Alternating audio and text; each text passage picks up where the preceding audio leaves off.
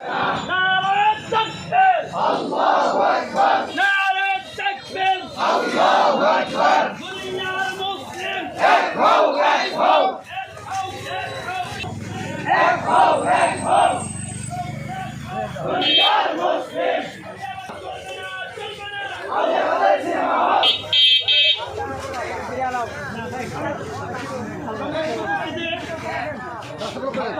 ইসলামের পক্ষে আপনাদের সর্বোচ্চ শক্তি তারা তাকবীর দিয়েছেন।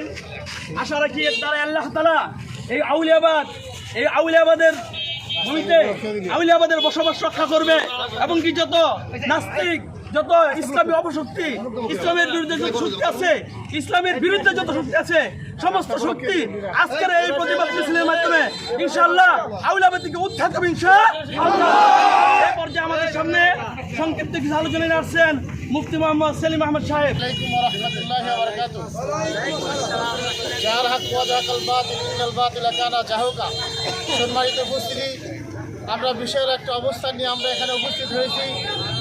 আমাদের এই বিশাল মিছিল একটাই উদ্দেশ্য, আল্লাহ তাআলার তৌহিদ, আল্লাহ তাআলার একত্বকে উদ্ধার করা আর এই জাতি সমাজকে কলুষিত এবং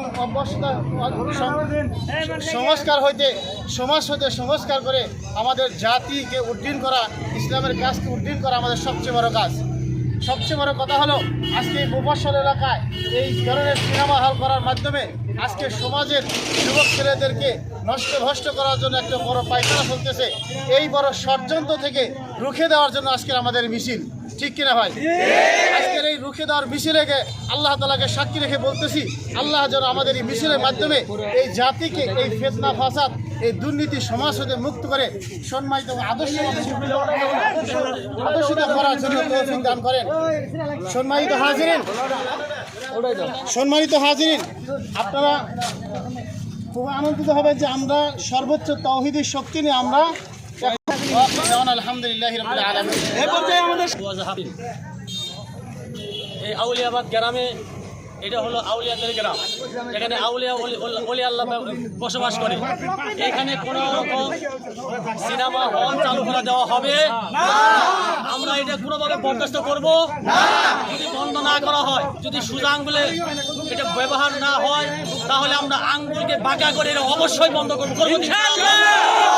আমরা কোনোভাবেই ছাড় দেবো না।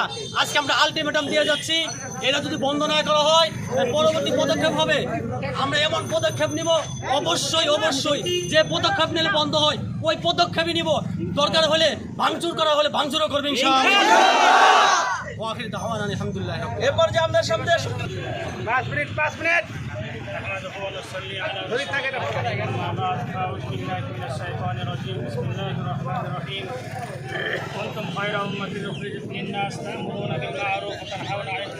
আল্লাহ তাআলা বলেছেন যারা